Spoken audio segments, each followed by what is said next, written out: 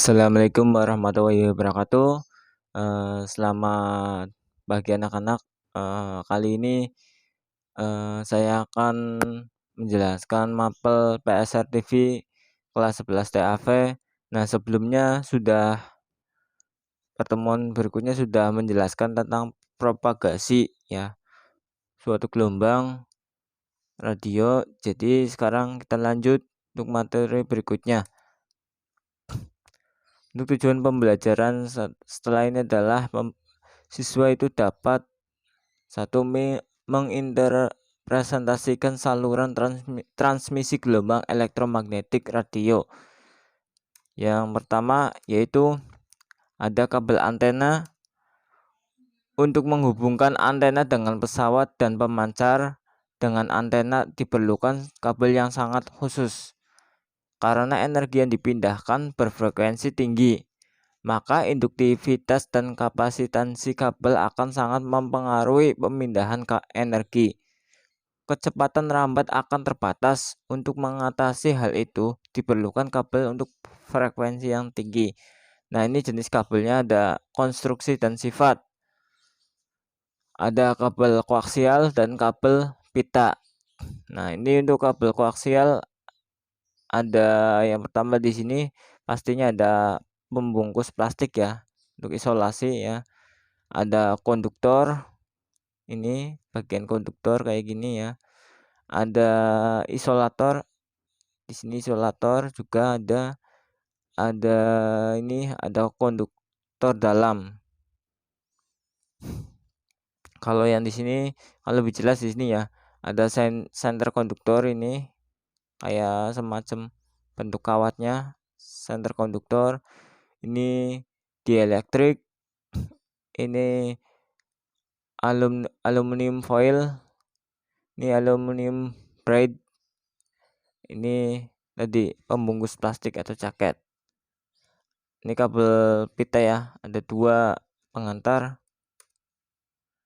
Lanjut untuk terbentuk antara kawat dengan kawat atau kabel pita ya, dan kawat dengan pelindungnya atau kabel koaksial.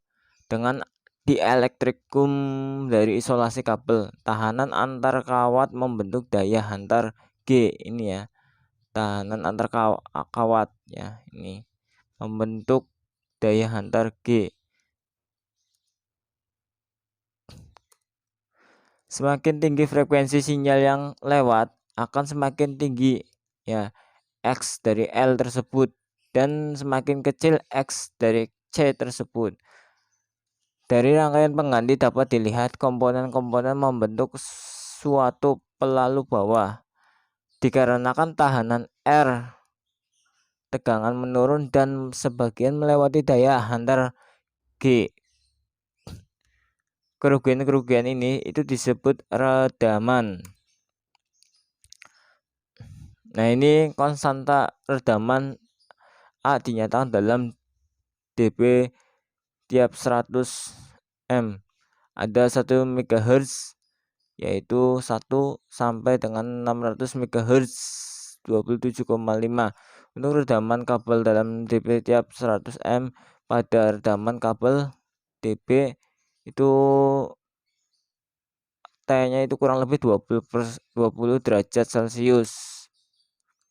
Nah, ini untuk jenis kabel ada kabel simetris, ini bentuk gelombangnya ya. Untuk kabel simetris itu ada 2 penghantar dengan jarak tertentu antara 20 cm sampai 30 cm, dijaga oleh bahan isolasi. Untuk tahanan gelombang jenis ini itu dipilih sekitar 600 ohm berdasarkan nih pertimbangan mekanis. Untuk kabel feeder, ini bentuk konstruksi dari kabel feeder. Untuk kabel feeder itu jenis yang pertama yaitu redaman pada kabel jenis ini itu lebih besar redamannya. Penghantar jenis ini itu mempunyai tahanan gelombang itu 240 ohm. Untuk pengaruh cuaca yang sangat besar, bahan isolasi akan berubah, menyebabkan sifat listriknya juga berubah pula. Dalam penggunaan yang lama itu redaman semakin besar. Untuk kabel simetris dengan pengaman. Nah, ini kabel simetris dengan pengaman. Ini bentuk pengamannya ya. Terus kabel jenis ini biasanya mempunyai tahanan gelombang 120 ohm sampai 240 ohm. Nah, ini kabel tidak simetris hanya mampu sampai beberapa ratus MHz, maka dikembangkan seperti kabel koaksial.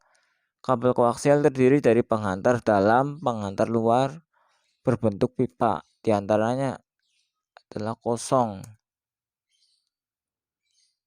Lanjut, ini pengaman pelindung.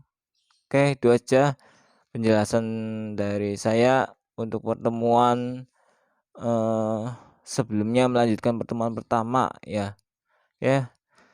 Jika ada yang ditanyakan bisa di kolom komentar. Wassalamualaikum warahmatullahi wabarakatuh.